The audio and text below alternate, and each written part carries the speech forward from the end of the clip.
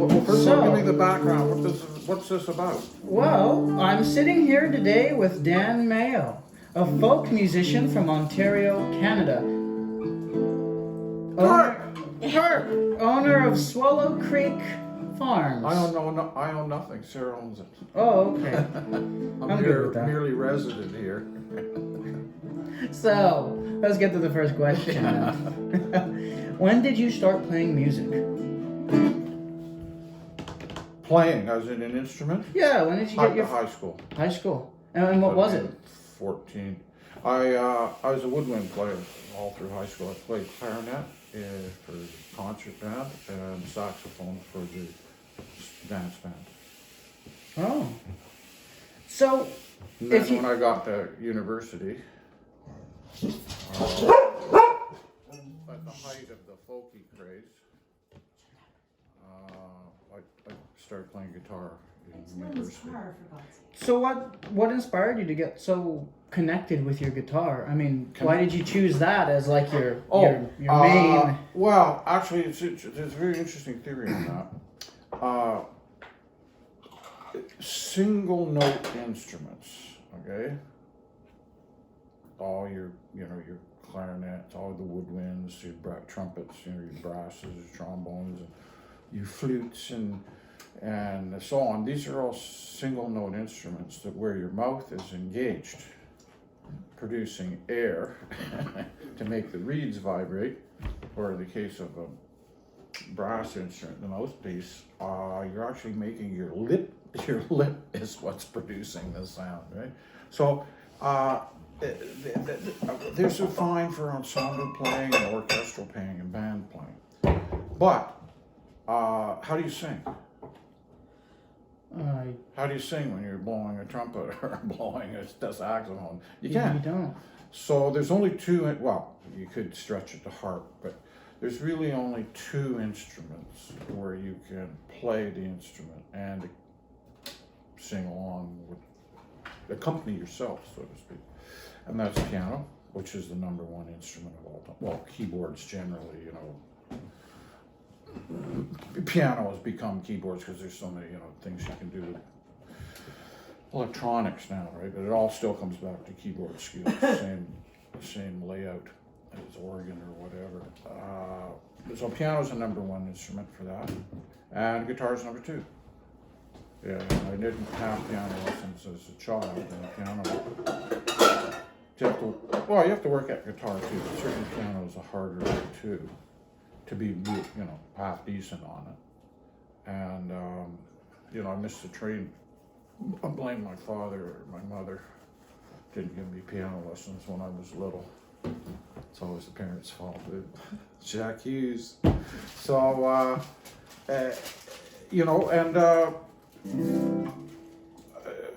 guitars. The other thing about guitars is portable. Yeah, I mean, you can't exactly bring a huge piano bring with my you. piano around One the campfire. Keyboards, although now with electronic piano, you couldn't. You always had to play. The old days, the piano player there had to be a piano wherever he went. If he was playing at some concert or some hall, some church, or wherever you were playing, the place had to supply the piano because you couldn't haul it with you, particularly a grand piano. So, but his guitar is portable. Yeah, I mean, it's... And so you've got your own. The other thing about them, what makes them, both guitar and piano, fabulous accompaniment instruments for voice, is they're polyphonic.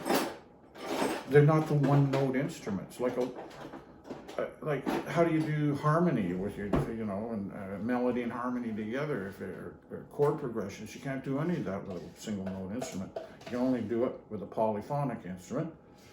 Now the piano guys have advantage over us. They can play 10 notes together. And we can only play 6, but okay, it's better than nothing. And there's a very famous quote by one of the top classical guitar players of all time. Most of them were Spanish, like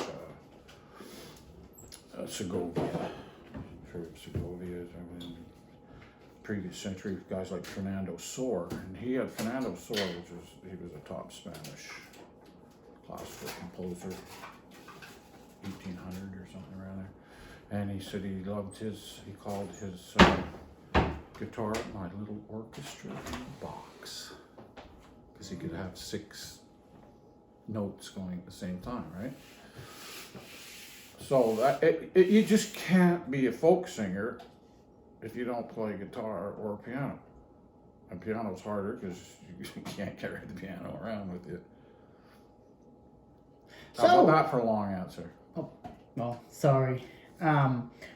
When did you start Uncle Dan Records? I actually want to know that. Like, when did that start? 2002, I think. Was it all started on YouTube or? No. I didn't put anything up on YouTube till 2007. But that was still early YouTube. YouTube started about 2004 or 5. There was nothing before that. So I was early. Which is, I'm a late adopter on most technology things. Like I refuse to get a cell phone. Landlines are perfectly good. I get too many calls as it is. I don't want more. With that said, so what was the first song you ever recorded or put on YouTube? Alicia Flamingo. Alicia Flamingo was the first song I recorded. That was in 98 or 99. So talking about late starter. Sorry. 98, I think. Right then. So talking about Alicia Flamingo, where were you born and raised? Me? Yeah. Edmonton. I was born in Edmonton, but left Edmonton when I was 5. I really don't remember Edmonton. And with that, do you think like experiences from your past influence the way you do music today? I mean, would you be a pianist if someone had given you? You know, the child is the father of the man, as the old saying goes. Of course, all these influences, specific influences, not from my mom and dad. My dad was totally musical, and my dad vetoed my mom's desire to get us into piano lessons and music as children. So she deferred to him, as she usually did. Old school marriage, right? Anyway, not a modern marriage. My mom was a stay-at-home mom. Well, there was 4 brats to look after, right? 4 brothers. Boys are a bad lot, as my dad used to say. Mm-hmm. So, certainly my older brother Nick, who passed away a few years ago, he got into music in the family first, and then in high school, in grade 9. So the school system provided music where you could get it at home. And he was also a woodwind player. He played clarinet and sax. He also played flute, which I didn't. A lot of the woodwind guys, they're called classical orchestral players, right? Not, Pete Fountain, Dixieland jazz kind of clarinet players, but it was a requirement. I mean, you couldn't get a job unless you could play all the woodwind instruments. They were kind of like utility players in an orchestra.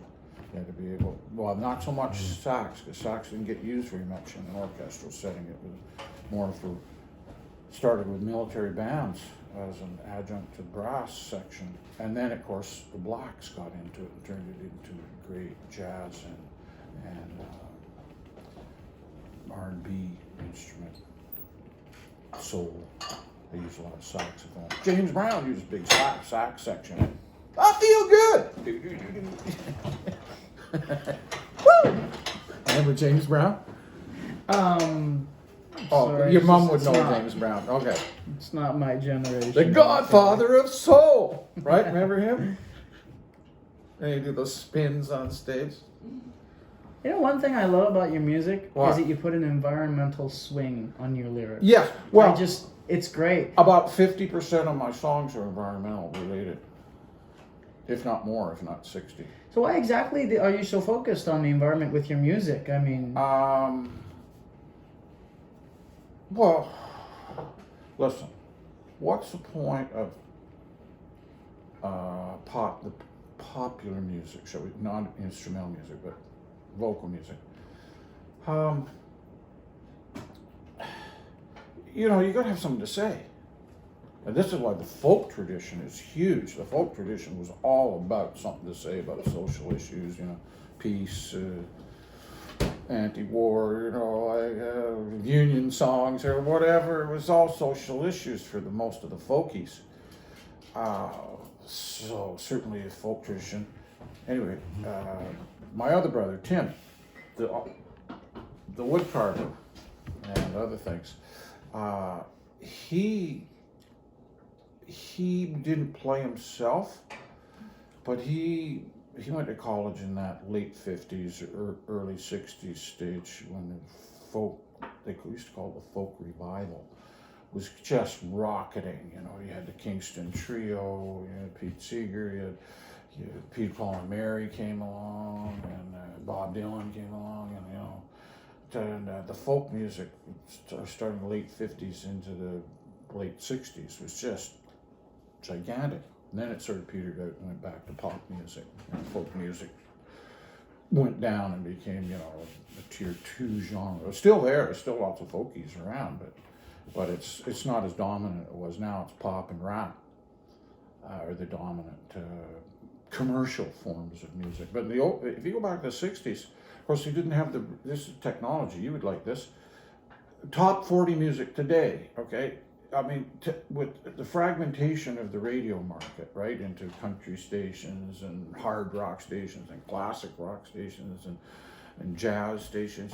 I was listening to Sirius there. I rented a car a while ago, and I found that there was a station on Sirius Radio. I was driving to Toronto and I listened to something here, and there was a whole station dedicated to Broadway. Broadway. I said, whoa, this fragmentation of... But the point is, back in the 60s, it was just one radio station and one top 40. So music was all... So you'd have a pop song, syrupy commercial pop song. The next would be folk song. The next would be the singing nuns, The next tune would be an instrumental tune. The next tune would be a country tune. It was all the genres were mixed into one top 40. And that lasted all through the 50s and 60s. You got in the 70s and then it started to break apart. FM came along in the 70s. So his technology history here? Before the 70s, it was just AM radio. That was it. In the 70s, FM stations came along. And then they started to fragment. You'd have a hard rock station and a country station. Pop station. So, if you come from the non-syrupy pop genre, if you don't come from that, a lot of the country songs, I think it's something to say. Like folk songs have something to say. Even some of the jazz. Of course, all that in the context of what's the dominant subject of all popular genres, whether it's jazz, blues, folk, pop, rap. What's the number one subject? Love songs. They're 80% of all songs.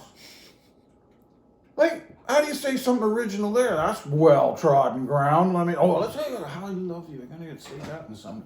Let's stand by you forever and for always. That's it. You'll be mine. And at least the country guys tried to, they had the hurting songs, the breaking up songs. Okay, thank God, a subgenre. 80%, or it's over 80% of all popular songs are a love song variant of one kind or another. What we talk about anything else in society that might need addressing, like the environmental emergency, and we're all going over the cliff in the next few decades? How about just bring attention to that? Well, am I wrong? No, you're not. You're totally right. And animals too. You got to keep the animals front and center because people tend to think, oh yeah, well there's us and there's the animals. No, you're an animal. You're a third chimp. Can't have too many animals. Can't have too many animals. Well, you can't have the domestic too many, cattle and pigs and chickens and stuff. Chickens last about 3 months. So they figured, there's 8 billion or whatever the number, 20 billion chickens in the world. Yeah, but they turn over every 6 weeks, so that's actually 200 billion chickens on a yearly basis throughput, you know? Well, 8 billion human beings, very few of us are vegetarians, right? Well, I'm not. Yeah, I know. I mean, they're a tiny market. What are they, 1 or 2% of people are vegetarian?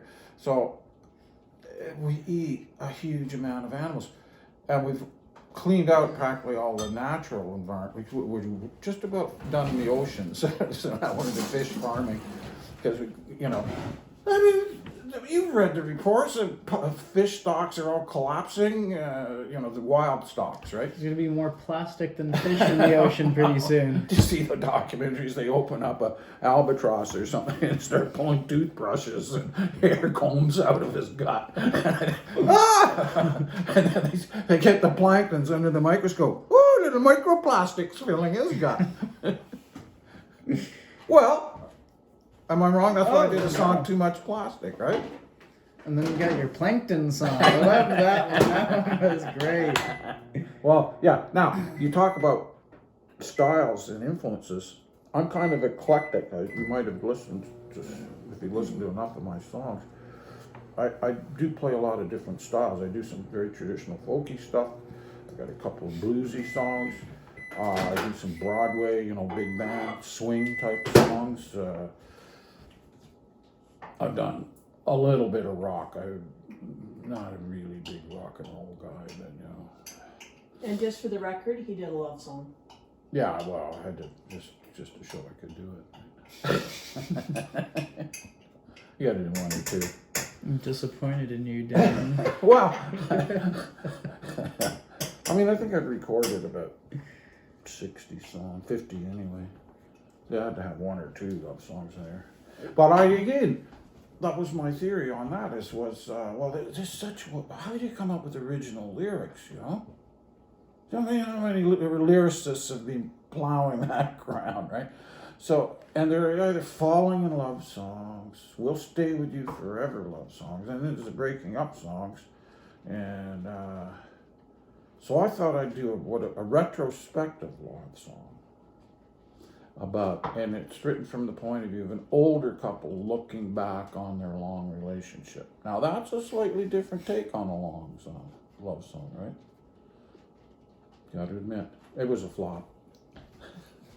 Well, anyway, sorry. Of all the songs you've written and played, which is your favorite? I don't have a favorite. I have a half a dozen favorites, and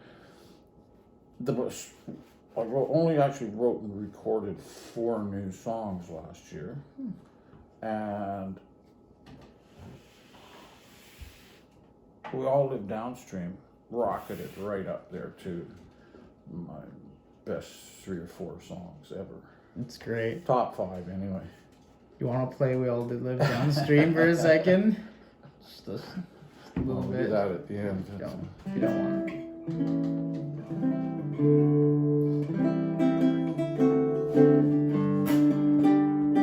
We all live downstream or far, true no matter who you are, cool, clean, a creek alive, then we will survive.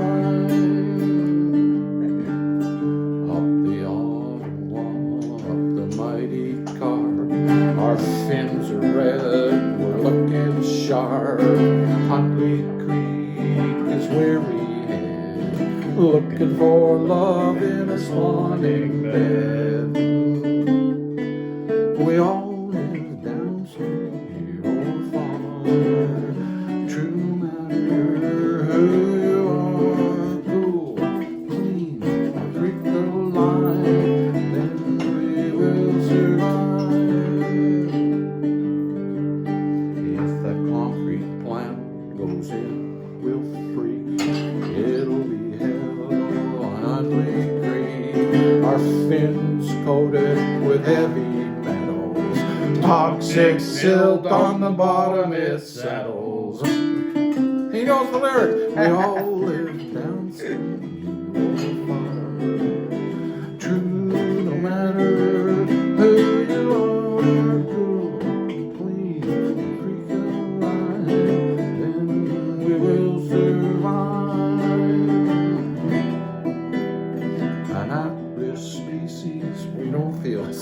right, Freddie? Every fish, a homeless waif, a family home is always seek. So can't we please save Huntley Creek? We all live downstream or farther, true no matter who